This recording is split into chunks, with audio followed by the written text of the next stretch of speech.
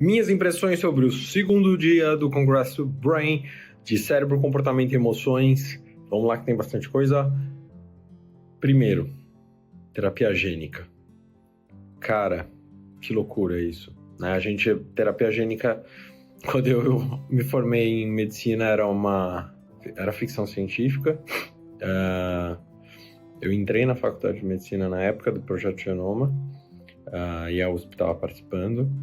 E hoje você consegue editar o DNA de uma pessoa, né? A pessoa, no meio da vida delas, pode conseguir editar o DNA dela. É uma coisa incrível. Isso já existe para algumas poucas doenças e a tendência é se expandir para várias outras áreas da medicina, possivelmente para autismo, né? Então a gente sabe que nos transtornos mentais existem várias situações em que a gente em que se identificou genes que estão associados ao desenvolvimento daquelas condições e eles podem ser editados, né? Então, uma coisa eu falo para os meus pacientes, né? Assim, quem se cuidar direitinho agora, quem se cuidar bem agora, vai ter excelentes surpresas no futuro bastante próximo, porque o cenário de tratamento e cura de várias condições vai mudar drasticamente, né? Ainda falando de autismo, né? Essa terapia gênica, foi citado o gene SCN2A, mas a gente sabe que não é um dos genes que, né, participam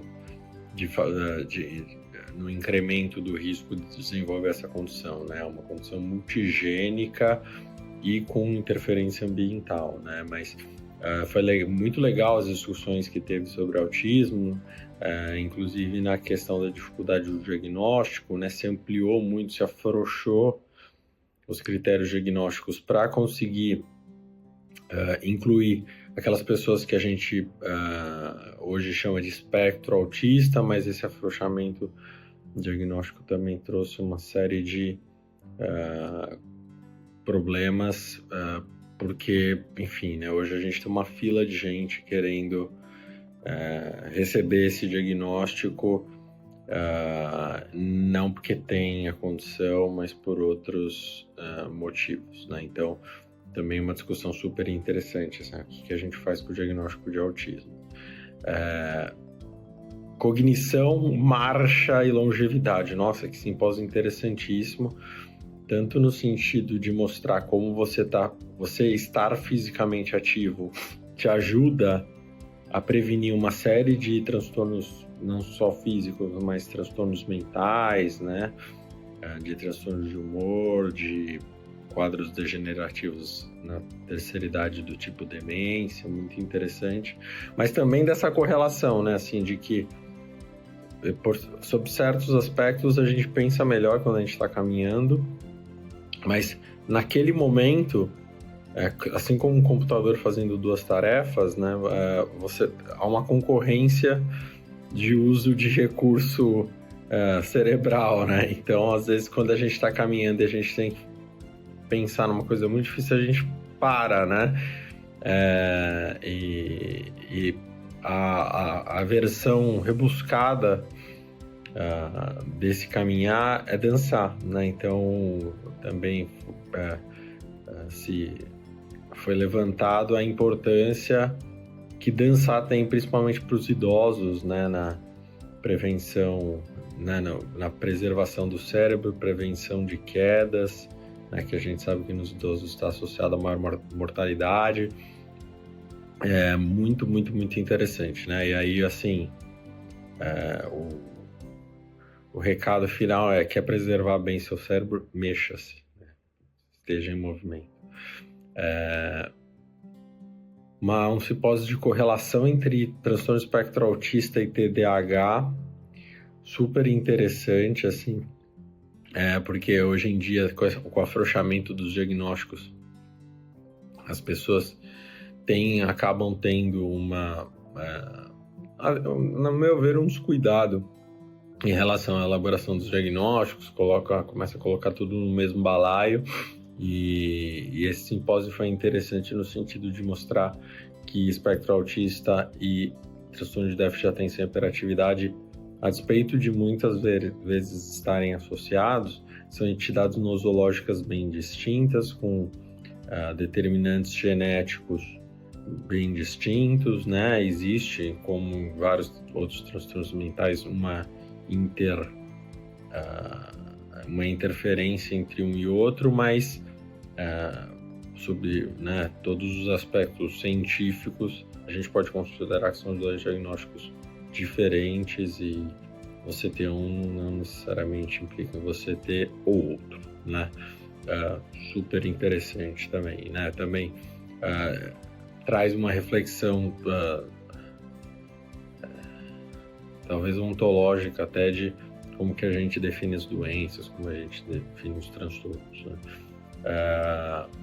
Diagnóstico de Alzheimer, uau, que avanço, né, que a gente está ano a ano no diagnóstico de Alzheimer, né, o que era só tema de congresso hoje já é realidade na prática clínica, né, dos biomarcadores, principalmente a proteína beta-amiloide e a fosfotal, mas ainda uma discussão grande porque praticamente, né, metade das pessoas que têm os marcadores biológicos, né, tem condição laboratorial, né, do Alzheimer, né, de ter os marcadores, de ter alteração em imagem cerebral, metade não evolui para doença clínica, né? E aí o que você faz com isso, né? E apesar de ter tido uma baita euforia inicial, né, da imunoterapia, e eu acho que a imunoterapia vai evoluir, vai continuar melhorando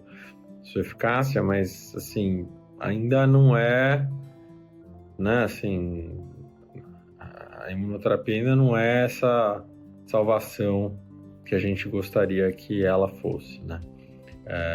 E tem bastante efeito colateral, tal, então assim, imunoterapia ainda é só para os casos, né, casos muito específicos, né? Assim, Alzheimer inicial, né? E assim, a melhora que os estudos mostraram foi de 20%. Então, o que se falou dos marcadores, né? A fosfotal 217 e o PET, tal, principalmente do neocórtex, né? Assim, quando você tem no PET concentração de proteína tal já saindo das áreas, né, ali parietais e indo para neocórtex, já é uma indicação de maior risco de desenvolver a doença clínica, né? Mas ainda assim 60% que progride em 5 anos, né? Então é complicado, mesmo se você tiver essas alterações no paciente, é complicado dizer para ele, falar para ele que ele com certeza vai ter Alzheimer, né? Não, quase 50%, né?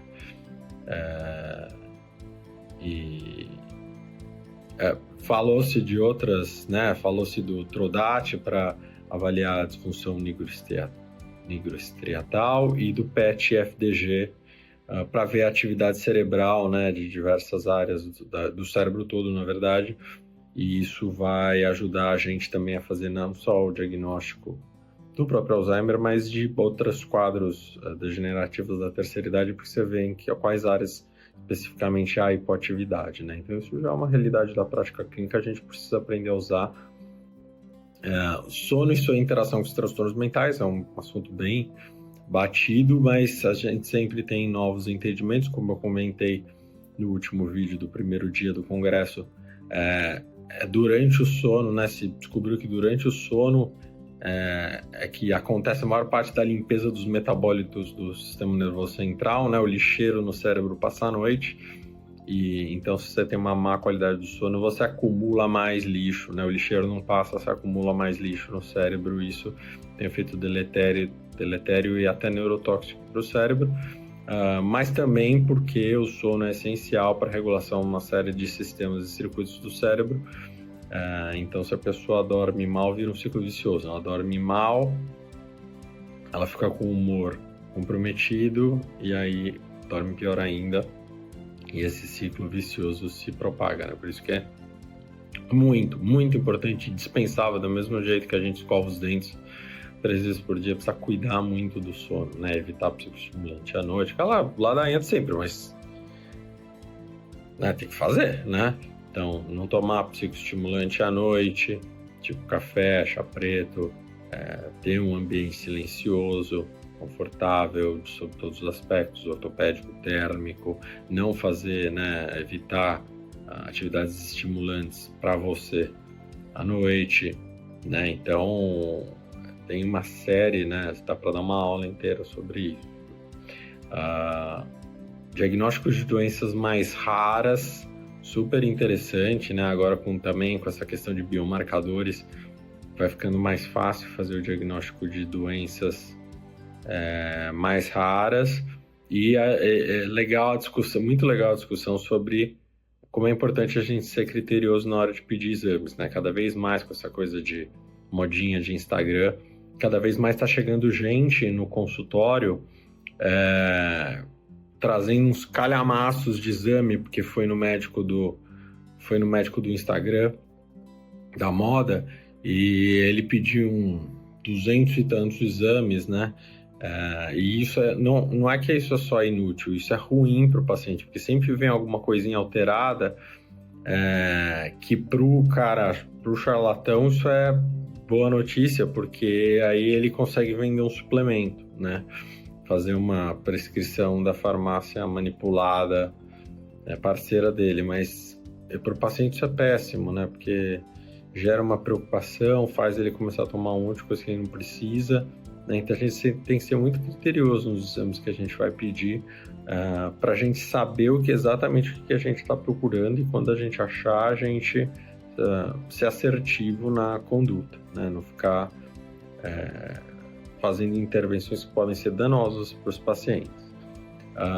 O efeito da microbiota intestinal nas doenças neurológicas, maravilhoso, né? A gente sabe que tem uma influência desde o intraútero da microbiota intestinal, né? No ser humano, né? Então, a dieta da mãe vai influenciar muito a sua microbiota intestinal, seus hábitos até antes de engravidar, e isso vai interferir no desenvolvimento do feto e depois de nascer também, né? Assim, toda a constituição da microbiota, e depois quando tiver a introdução alimentar, a qualidade dessa alimentação vai fazer toda a diferença no desenvolvimento de todo o organismo e do sistema nervoso central, do cérebro também. A gente ainda está entendendo essa interação entre cérebro e intestino. Eu acabei de falar de charlatão no Instagram, né? Então, assim, que tem charlatão no Instagram falando as coisas mais absurdas, né? Sobre essa interação cérebro e intestino, né? Falar que o intestino é segundo cérebro e tal. As pataquadas. Então, assim, tomem muito cuidado com as explicações simplistas. A gente está começando a entender essa relação. E é uma relação bastante complexa e que ainda carece de muito esclarecimento, mas assim, qual que é o recado? O recado é aquele que a sua avó te dava: come verdura, come legume, come fruta, fruta com casca, né? Come, né? Tem uma alimentação saudável, coma mais alimentos in natura, menos alimentos processados e industrializados, né? Não tem, é isso aí, né? Não tem mágica. Aí, claro, tem agora uns pré-bióticos, probióticos, né? Assim, é legal que, né, para os profissionais de saúde, para os médicos, para os nutricionistas, é legal estar atualizado na indicação de cada um desses, porque essas substâncias têm sido usadas cada vez mais e com efeito terapêutico, efeito clínico significativo. Então isso é muito legal também, né? A creatina para memória em idoso, super legal, né? Apareceram as primeiras evidências aí de que creatina melhora a performance cognitiva, especificamente da memória em idoso, uma melhora significativa, talvez aí precisa, né, de mais precisa de mais estudos, esse dado precisa ser replicado mais vezes, mas tem uma chance de creatina virar suplemento de idoso, né? Entre as coisas, suplementos que a gente prescreve para o idoso, tem uma chance aí da creatina entrar no combo, né? Além do que a gente sabe que a creatina ajuda no ganho de massa muscular e, curiosamente, provavelmente o mecanismo para as duas coisas é o mesmo, né? Melhora do metabolismo energético das células. O uso de tecnologia de eletrodos no augmentation do sistema nervoso central, né? Então, de você usar eletrodos para modular o sistema nervoso central ou para fazer interface do sistema nervoso central com o mundo, né? Por exemplo, pessoas que estão locked in conseguem controlar o computador com o pensamento, e até das próteses eletrônicas, né? Das pessoas que têm uma fraqueza, que aí põem uma órtese, né, em volta do seu membro para ganhar força. Assim, tem muitas possibilidades de associação entre tecnologia e sistema nervoso, e aí isso até acaba confirmando um pouco aquela discussão que eu trouxe também no primeiro dia de congresso, da possibilidade de a inteligência artificial se tornar consciente e até ter emoções, porque até hoje, toda vez que a gente, né, tenta replicar a tecnologia que a gente tem uma função biológica através de um circuito eletrônico, tem se conseguido, né? Então é possível que em algum momento se consiga desenvolver artificialmente consciência e emoções. Canabidiol foi uma decepção nesse segundo dia, porque fui num simpósio da indústria farmacêutica, eram esses simpósios como eu trato, muito pouquinho, 1% de ciência e 99% de eu acho, eu faço assim. Para mim não agrega, assim, a abordagem da Mancini é sempre pautada nas melhores evidências científicas, não que não haja evidências científicas de uso de canabinoides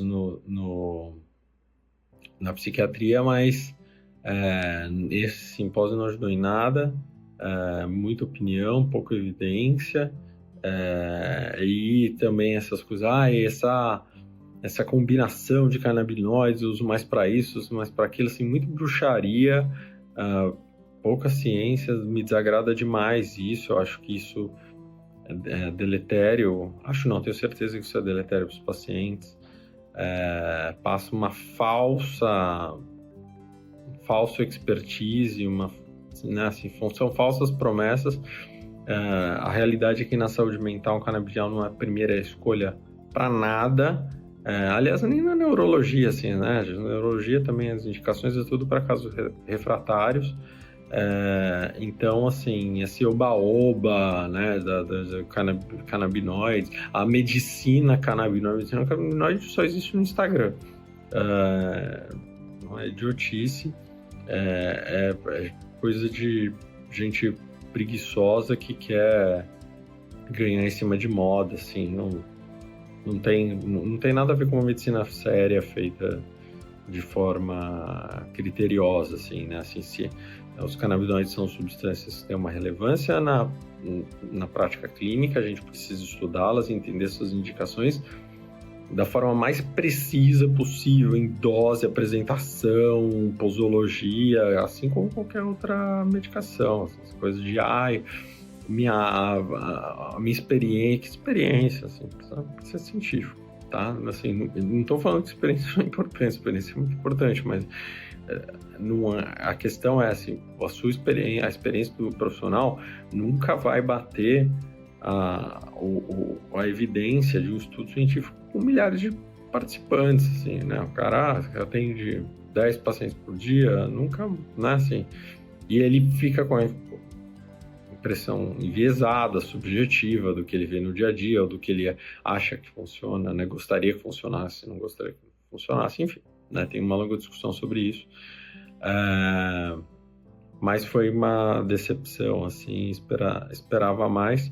Até porque, né, assim, normalmente quando essas coisas aparecem, né, de canabidiol, da psilocibina, né, e de outras substâncias naturais que acabam tendo um uso terapêutico, como foi da própria cocaína, o que acontece é que em cima do que a gente aprende do mecanismo dessas substâncias, a gente acaba desenvolvendo outras moléculas mais eficazes e mais seguras para fazer, né, e com ação mais específica para ter o efeito que a gente gostaria de ter de forma mais eficiente e com menos efeito colateral, né? Como foi com a cocaína, né?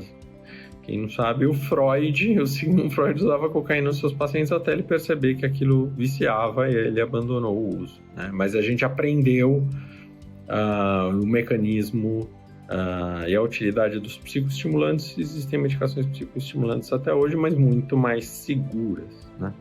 A flutuação do TDAH ao longo da vida, loucura, né? A gente até ontem achava que TDAH era uma coisa que você nascia com, né? Se desenvolvia na infância e isso ficava estável ao longo da vida, e agora a gente está vendo que 20% dos casos são late onset, começam depois da infância, né?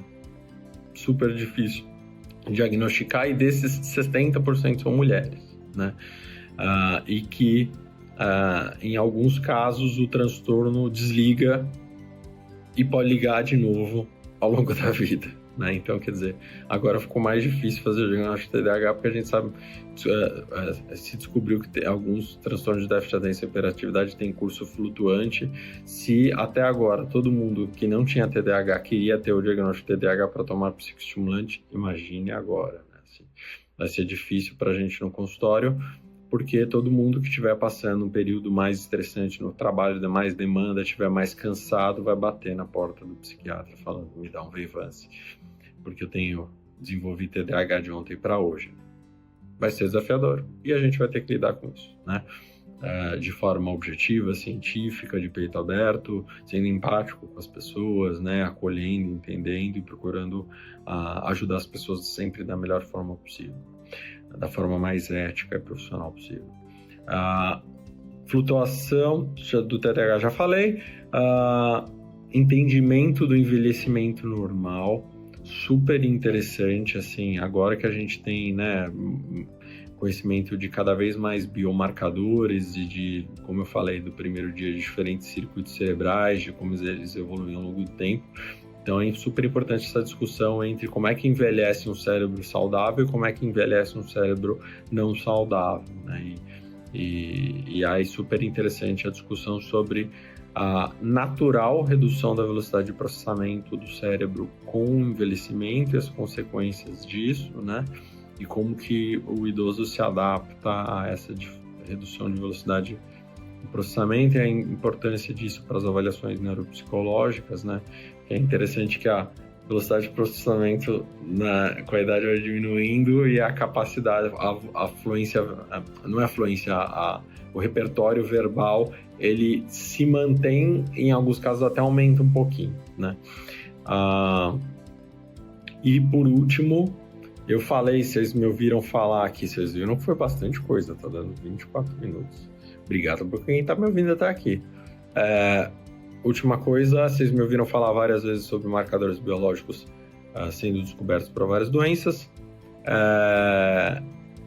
e só está aumentando. Então, assim, minha aposta é que vai ser maravilhoso daqui para frente, porque a gente vai ter uma medicina cada vez mais customizada, em que a IA vai ajudar o clínico a escolher quais marcadores biológicos dosar e vai avaliar individualmente, de acordo com a resposta dos exames, o risco daquele paciente ter cada doença vai ser muito legal, né? Então, assim, para quem trabalha na saúde mental,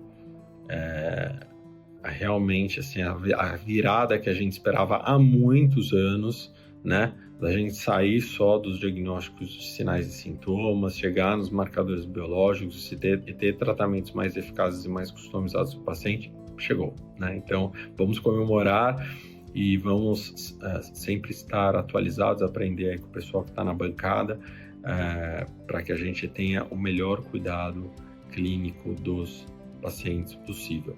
Eu quero saber a sua opinião sobre tudo isso que eu falei. Escreve aqui nos comentários, vamos conversar, nós somos uma comunidade, vamos interagir, vamos aprender uns com os outros. Manda esse vídeo para alguém que você sabe que vai amar, que adora saúde mental, que quer estar na crista da onda.